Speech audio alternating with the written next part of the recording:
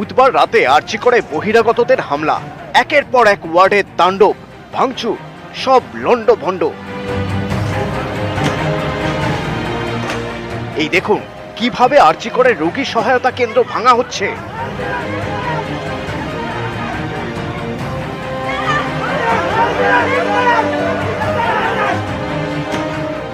বহিরাগতদের তাণ্ডব, একাধিক হামলাকারীকে গ্রেপ্তার করেছে পুলিশ। গ্রেপ্তারের পর তাদের ছবি সোশ্যাল মিডিয়ায় পোস্ট করে লালবাজার।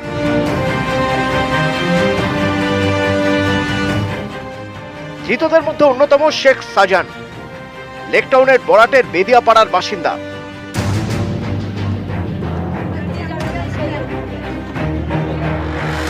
এই সাজানের খুড়তুতো বোন ফরিদা খাতুন, তিনি অন্তঃসত্ত্বা, ভর্তি ছিলেন আর্জি করে।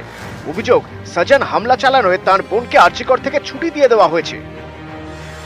আমার কাকার মেয়ের প্রেগনেন্ট আছে, ওকে ভর্তির ডেট হয়ে গেছে, এখনো ও রয়েছে।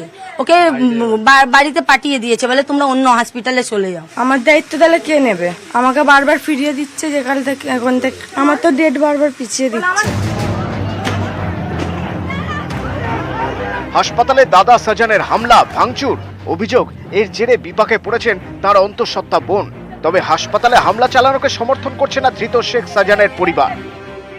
সবাই আন্দোলন করতে গেছে, ও তো এতদিন ধরে ঝামেলা হচ্ছে, আরজি কলে কত ভাঙচুর হচ্ছে ও জানে, ও তাও গেছে। ওকে বারণ করা হয়েছে এইসব ঝামেলায় যাবে না, তাও যদি বা গিয়ে ফেসে গেছে, সাপোর্ট কি করে করব স্যার?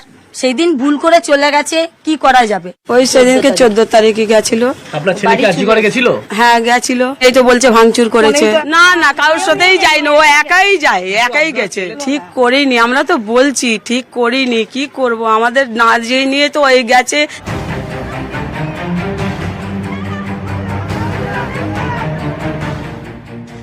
অনুপ চক্রবর্তী, নিউজ 18 বাংলা।